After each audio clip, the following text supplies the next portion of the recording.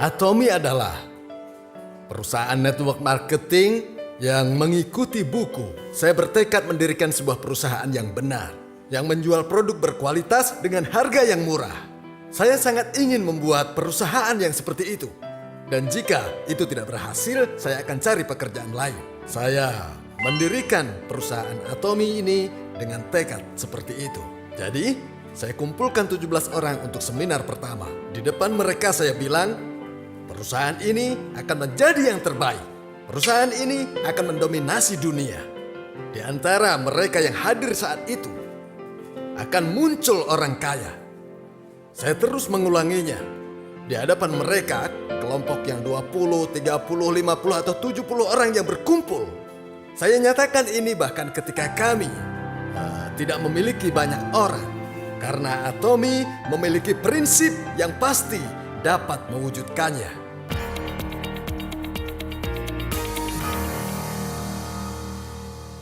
Banyak sekali orang yang menginginkan kesuksesan, tetapi sebagian besar dari mereka tidak berhasil.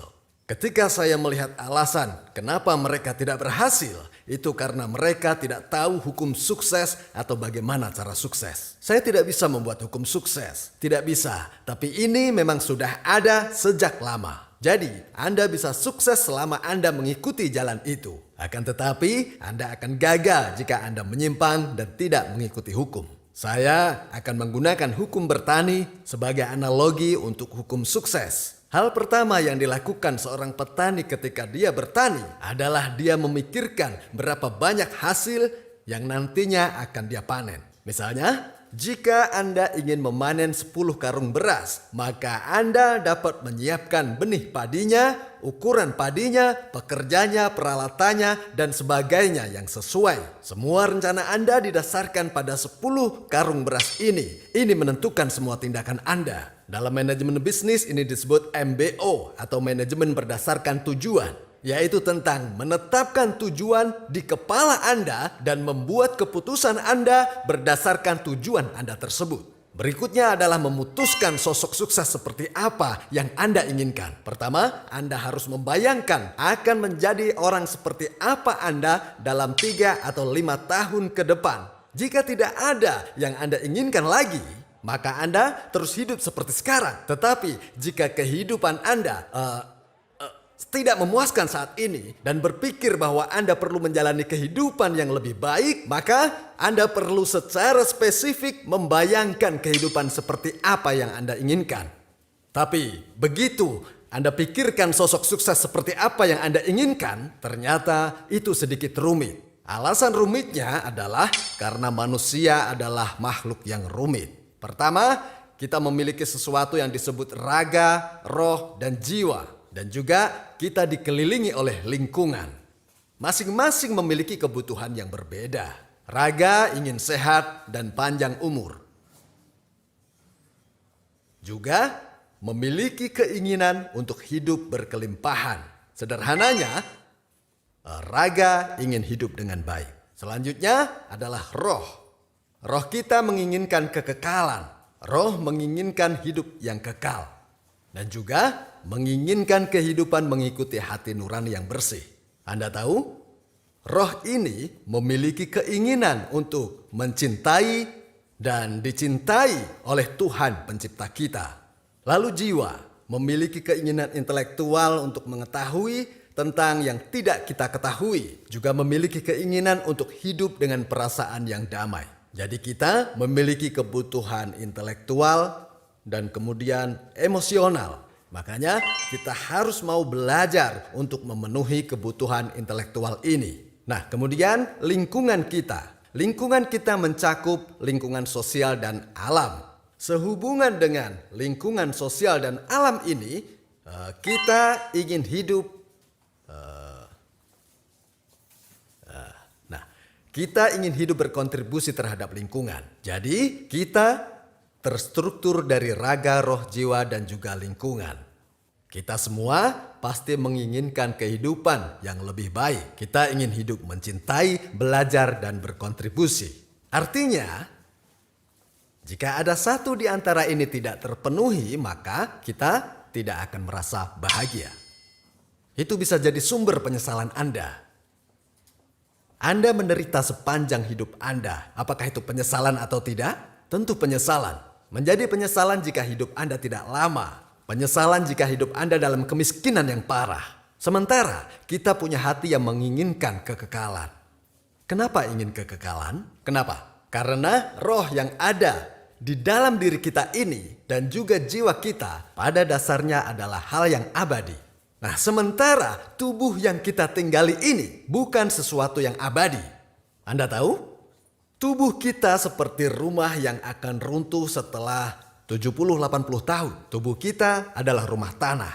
Jadi ada atap, ada juga jendela, dan diri kita tinggal di dalam rumah ini. Jika kita mengatakan bahwa rumah tanah ini adalah kita, saya mungkin adalah orang yang sangat baik. Rumahku cukup bagus, bukan?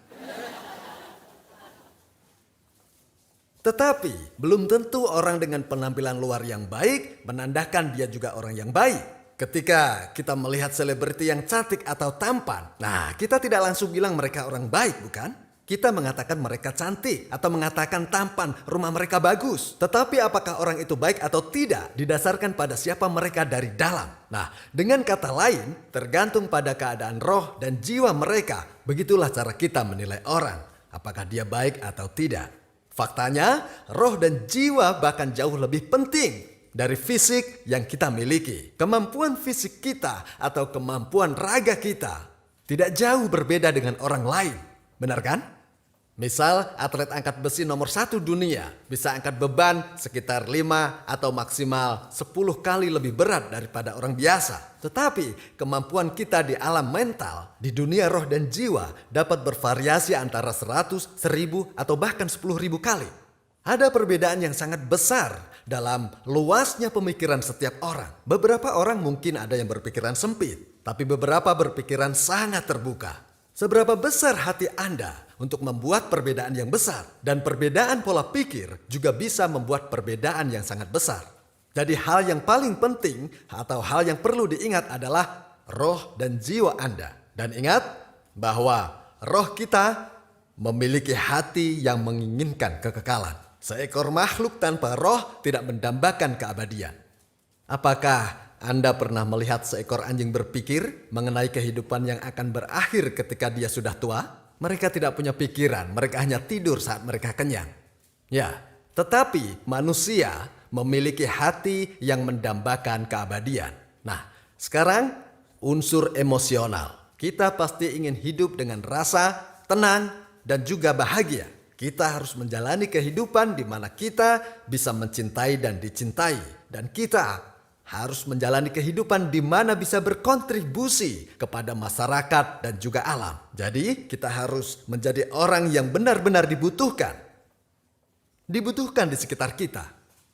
Ada beberapa orang yang bahkan kematiannya tidak terlalu signifikan, tidak diketahui oleh banyak orang. Tahu-tahu dia sudah meninggal saja. Kehidupan kebanyakan orang berakhir seperti itu. Maksud saya adalah hanya sedikit orang yang kematiannya meninggalkan kesan baik. Kita perlu menjalani kehidupan di mana ketika kita meninggal, orang akan kehilangan dan berharap kehidupan kita lebih lama karena mereka membutuhkan kita, karena mereka pikir kita bermanfaat. Jadi, untuk menjalani kehidupan yang sukses, kita perlu menerapkan 4 elemen ini. Hidup yang baik, mencintai, belajar, dan juga berkontribusi. Semuanya harus terpenuhi. Kita perlu memiliki keempat elemen ini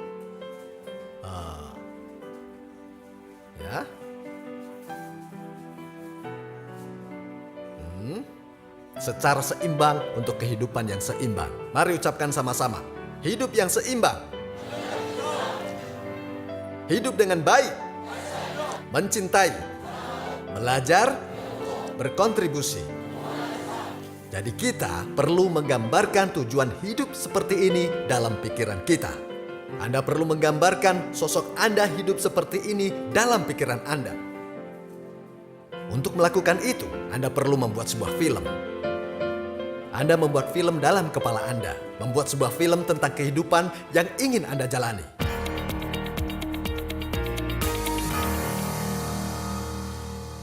contohnya seperti ini. Ini adalah skenario kehidupan si A. Sosok kehidupan yang Anda inginkan. Nah, Anda harus menuliskannya. Buat sebuah film mengenai kehidupan yang sesungguhnya ingin Anda jalani. Rumah yang ingin Anda tinggali. Mobil apa yang ingin Anda naiki. Dengan siapa Anda akan makan dan pada siapa Anda akan memberi.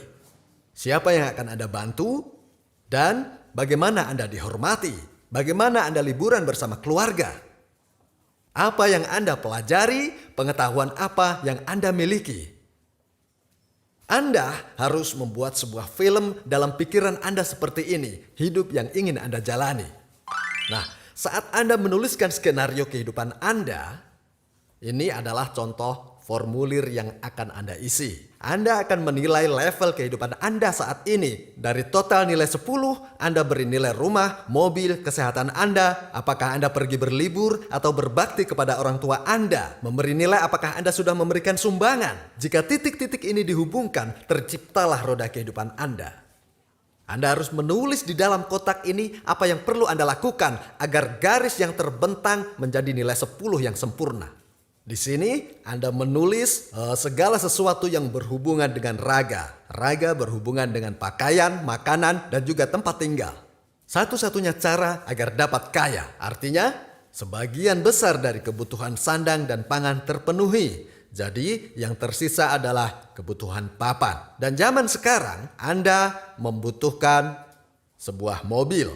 Berikutnya, tentang kesehatan misalnya. Tulislah hal yang berhubungan dengan kesehatan Anda sendiri. Lalu liburan ini berkaitan dengan kebutuhan raga Anda. Dan juga dan dalam hal hidup dan mencintai menurut hati nurani, mungkin ada kewajiban untuk berbakti, melakukan sumbangan, dan lain sebagainya. Untuk belajar, ada pendidikan anak-anak dan pembelajaran Anda sendiri. Untuk kontribusi, ada kerja sukarela, dan juga menyumbang.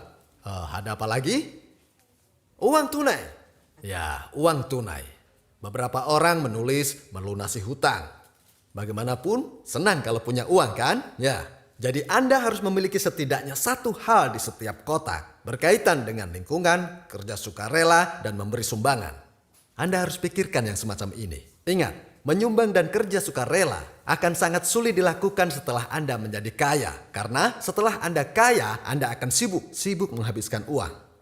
Sebaliknya banyak kasus di mana Anda punya banyak waktu tapi tidak punya uang. Jadi Anda harus mulai menyumbang dan kerja sukarela saat Anda belum punya uang. Mulai sekarang Anda harus mulai menolong mereka yang lebih kekurangan dibanding Anda. Begitu juga perusahaan kami. Ketika kami pertama kali memulai bisnis ini dan bahkan kekurangan dana untuk membuka kantor kami sendiri, tapi jika ada yang lebih kekurangan, kami akan bantu mereka. Kami mulai menyumbangkan sekitar 2 atau 3 juta rupiah untuk organisasi sekitar. Nah, setelah mendapat penghasilan lebih besar, kami sumbang 20-30 juta, lalu menyumbang 200-300 juta, terus dan seterusnya.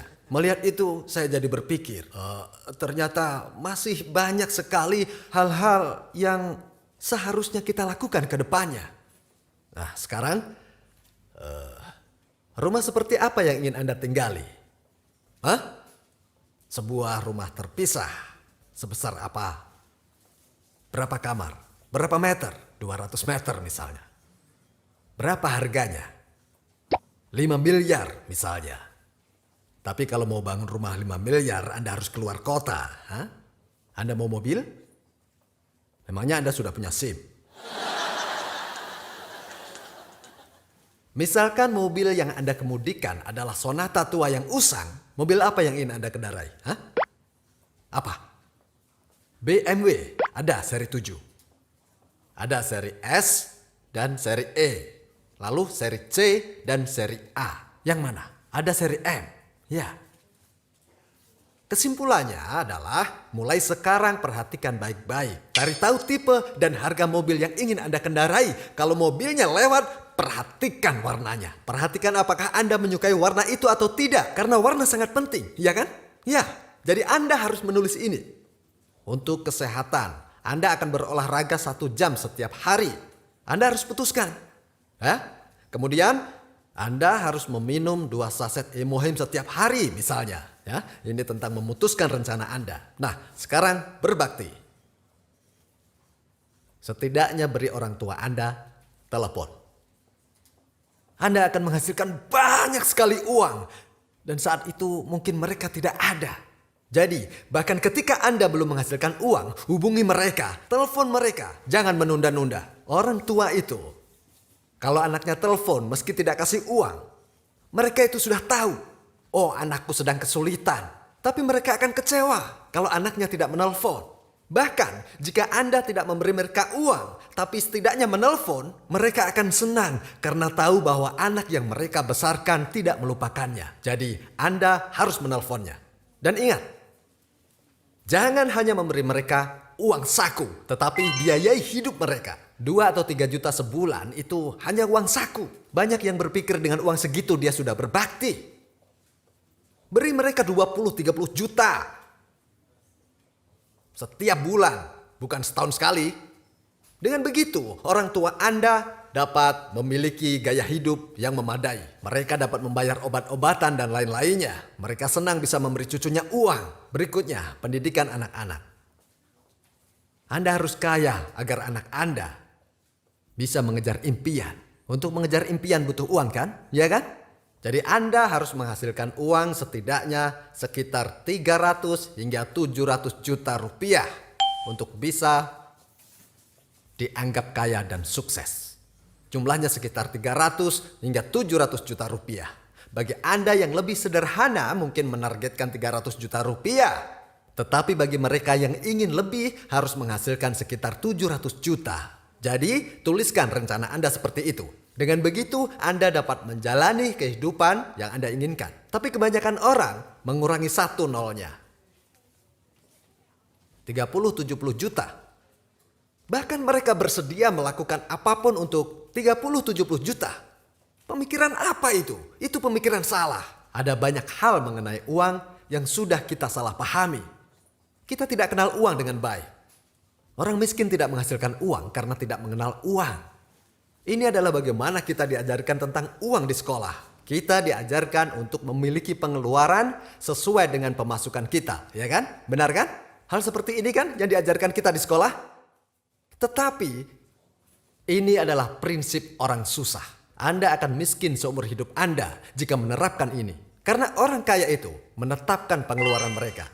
Jadi yang harus Anda lakukan adalah menetapkan pengeluaran Anda. Anda menetapkan jumlah pengeluaran untuk rumah Anda, mobil Anda, lalu menetapkan jumlah pengeluaran untuk biaya kesehatan, biaya liburan, berapa banyak pengeluaran orang tua dan yang lainnya. Putuskan semua pengeluaran terlebih dahulu.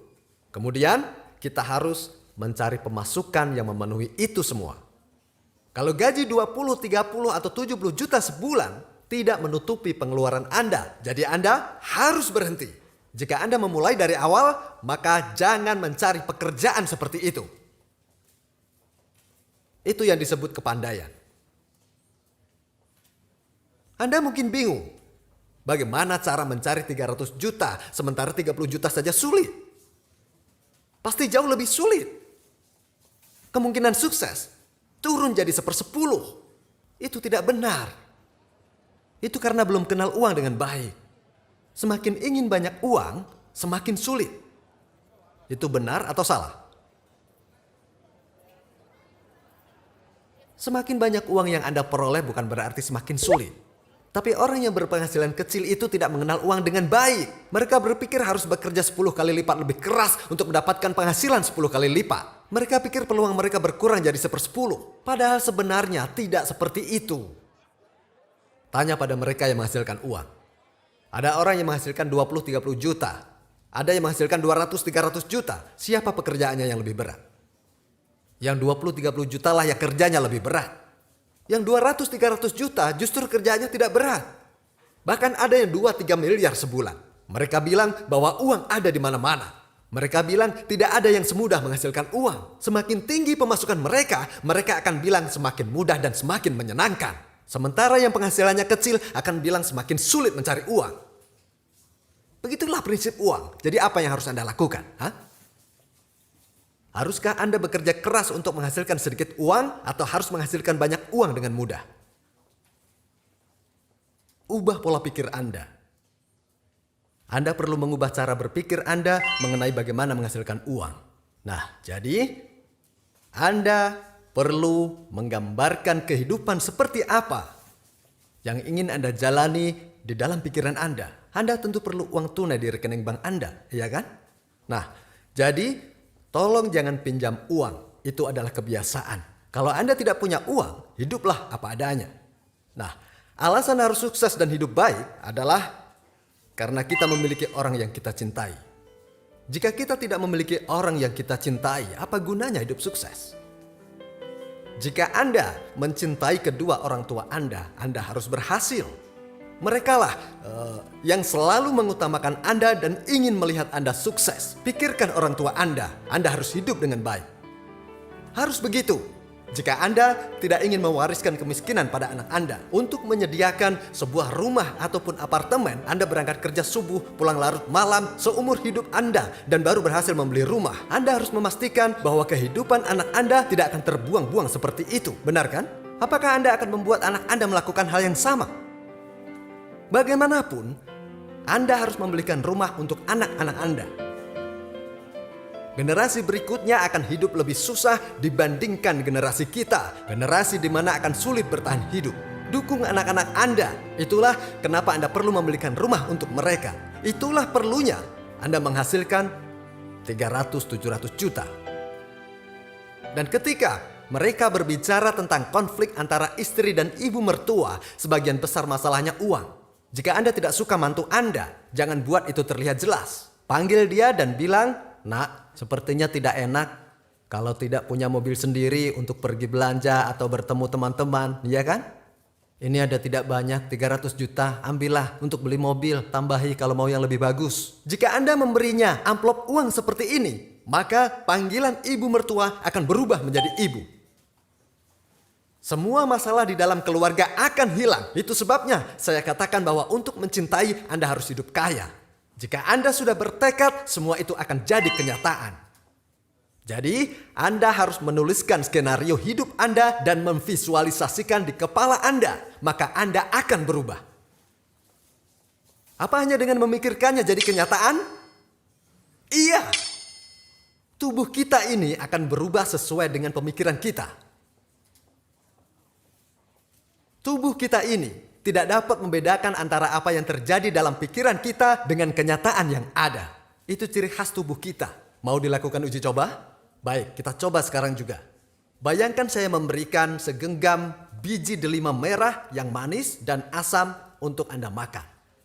Jus delima yang rasanya asam, manis, dan juga segar ini memenuhi mulut Anda saat Anda mengunyah bijinya. Nah, apa yang terjadi pada mulut Anda? Anda mengeluarkan air liur kan? Jika tidak, silahkan angkat tangan. Segeralah ke rumah sakit. Tubuh kita seharusnya bereaksi dengan cara yang sama ketika kita makan buah delima asli saat kita mengira sedang memakannya. Anda harus bayangkan bahwa diri Anda tinggal di rumah yang ingin Anda tinggali dan mengendarai mobil yang ingin Anda kendarai. Pikirkan tentang membantu orang lain dengan uang yang Anda miliki. Anda punya keponakan yang tidak cukup dana untuk pernikahan. Melihat itu, apa yang harus Anda lakukan? Biasanya, orang akan menghabiskan semalaman untuk berdebat apakah akan memberinya 2, 3, 5, atau 10 juta sebagai bentuk ucapan untuk pernikahan mereka. Ya kan? Bagaimana jika Anda memanggilnya? Katakan, "Kamu pasti belum menabung banyak uang untuk pernikahan. Ya kan? Ini ambillah 500 juta untukmu. Tidak usah lagi mengkhawatirkan uang pernikahanmu." Jika Anda melakukan hal ini, maka akan ada kemungkinannya Anda lebih bersinar dari pengantin wanita di hari pernikahannya. Gosip akan beredar dalam keluarga besar Anda. Semua kerabat Anda pasti akan tahu bahwa Anda sebagai bibi telah membantu pernikahan keponakan Anda. Coba bayangkan sosok Anda ketika pergi menghadiri pernikahan itu setelah memberi keponakan Anda 500 juta. Kita harus hidup seperti itu. Jadi meskipun Anda menghabiskan uang seperti itu, tapi bisa Anda pikirkan bagaimana keluarga Anda berubah berkat Anda. Nah, sekarang bagaimana jika Anda melihat anak Anda mengejar impiannya, bisa bepergian kemanapun Anda mau dan membantu orang yang membutuhkan. Anda harus memvisualisasikan uang yang akan Anda gunakan untuk melakukan hal bernilai tersebut dalam pikiran Anda. Bayangkan bahwa uang itu akan masuk ke dalam saku Anda. Maka ekspresikan ke wajah Anda, ekspresikan ke suara Anda, dan sikap Anda akan berubah. Bahkan sebelum masuk ke saku Anda. Jika Anda yakin bahwa itu akan menjadi kenyataan dalam 2 atau 3 tahun, ekspresi wajah Anda dan segalanya akan berubah. Jadi saat bertemu teman Anda bisa bilang, saya melakukan ini semua untuk membantu seorang teman. Dia tidak akan mengikuti Anda jika Anda bilang begitu. Hubungi teman Anda dan katakan begini, kamu orang pertama yang saya beritahu. Sebenarnya ini rahasia. Bahwa saya sudah mulai bisnis yang luar biasa. Bisnis yang pendapatannya 300-700 juta sebulan. Saya tahu jika berbisnis sendiri dan tidak bilang-bilang, maka kamu akan menjadi orang pertama yang akan membenciku. Makanya saya memberitahu ini padamu. Jadi tunggu apa lagi? Ayo ikut saya.